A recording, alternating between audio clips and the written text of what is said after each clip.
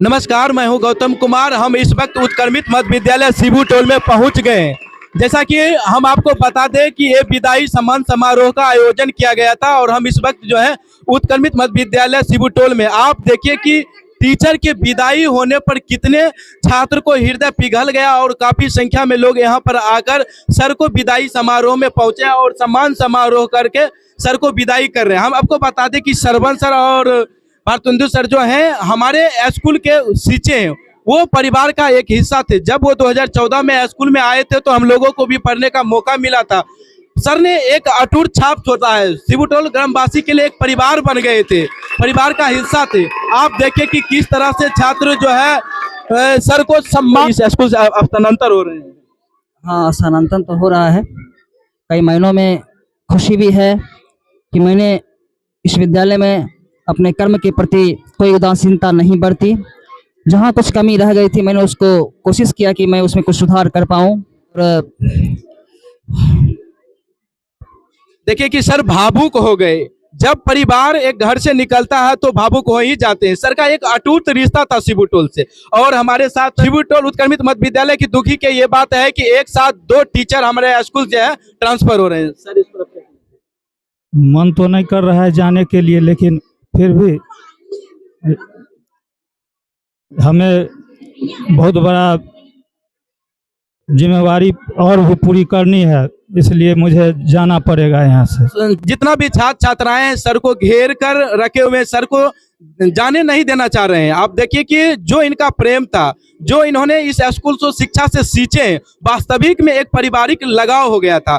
Sir school से जा रहे हैं, आप इस पर क्या कहना चाहिए? आप लोग को हम चाहेंगे सर नहीं जाइए। सर नहीं जाए, उनको तो सरकारी आदेश आया है। तब पर भी सर कैसे पढ़ाते थे? बहुत अच्छा। सर को विदाई होने पर आप लोग कुछ करना चाहिएगा सर को? हाँ सर, हम लोग कहना चाहते थे यहीं रहे सर। आप कुछ बोलना चाहिएगा? जहाँ भी सर रहे खुश रहे। देखिए, साल 2014 की एक सुबह थी जब शिबू टोल जैसे छोटे से गांव के उत्क्रमित मध्य विद्यालय में एक नया उजाला आया था। सरवन सर का आगमन, उनके आने के बाद विद्यालय की तस्वीर बदल गई। वे सिर्फ एक शिक्षक नहीं थे, बल्कि ज्ञान, संस्कार और संस्कृति के वाहक बन गए। उन्होंने सिर्फ किताबों में नहीं पढ़ाई, बल्कि बच्चों को जीवन जीने का तरीका भी सिखलाया। रामायण, महाभारत, नाटक, सांस्कृतिक व्यवहार जो शिक्षा से बाहर थे, वह भी उन्होंने बच्चों को दिलाया और सिखाया। उनके साथ साथ भारतेंदु सर भी शिक्षा की सेवा में समर्पित रहे। उन्होंने भी बच्चों में विज्ञान, तर्क और सोच की लौ जगाई। इन दोनों गुरुओं की जोड़ी ने मिलकर शिबू टोल की शिक्षा की दिशा में एक नया मोड़ दिया। 19 जुलाई 2025 शनिवार का दिन, विद्यालय का प्रांगण भरा हुआ था, लेकिन दिलों में खालीपन था। बच्चों की आंखों में नमी थी और उनके चेहरे पर बस एक ही सवाल, सर हमें छोड़कर क्यों जा रहे हैं? छात्र छात्रा लपक लपक कर रोने लगे, जैसे कोई अपना घर छोड़कर जा रहा हो। एक बच्चा चिल्ला चिल्लाकर बोला, सर आप हमको पढ़ाने नहीं आएंगे अब। सरवन सर ने उसे गले लगाकर बोला। उनके आंखों में भी आंसू आ गए, बह निकले। मंच पर सरवन सर ने कपती आवाज में कहा, शिबू टोल मेरा स्कूल नहीं, मेरा परिवार है और परिवार से रिश्ता कभी खत्म नहीं होता। जब भी समय मिलेगा मैं फिर आऊंगा। सभी ग्रामवासी, शिक्षक शिक्षिकाएं एक टक उन्हें देख रहे थे। पूर्व प्रधानाध्यापक विपिन सर ने मंच पर कहा, इस विद्यालय को नया जीवन देने वाला सरवन सर है। स्कूल की दशा और दिशा बदल दी उन्होंने। आज हम उनका सम्मान करने नहीं, उनका आशीर्वाद लेने आए हैं। इतना बोलते बोलते विपिन सर भी भावुक हो उठे। यह सिर्फ एक विदाई नहीं थी, यह एक अध्याय का अंत था और यादों की शुरुआत। शिबू टोल का हर बच्चा, हर नागरिक यही कह रहा था, सर आप हमेशा हमारे दिल में रहेंगे।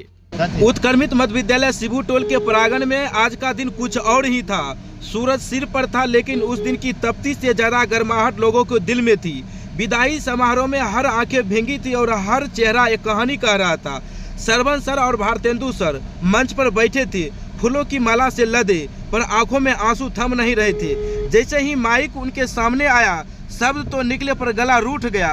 कुछ पल के लिए सन्नाटा छा गया और फिर पूरा विद्यालय रो पड़ा। छात्र छात्राएं लपक लपक कर उनके पैरों में लिपटने लगे। सर आप हमें छोड़कर मत जाइए। सर हमने तो आपसे सिर्फ किताबें नहीं पढ़ी, जीवन जीने का तरीका आप ही ने तो सिखलाया। ग्रामवासी भी पीछे नहीं थे, बुजुर्गों की आंखों में भी पानी था। सरमन बाबू, आप तो जैसे मेरे घर के थे, गांव के बेटे जैसे।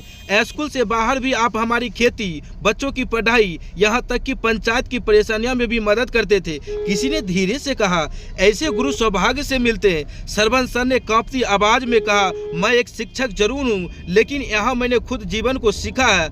आप सबने मुझे केवल सम्मान नहीं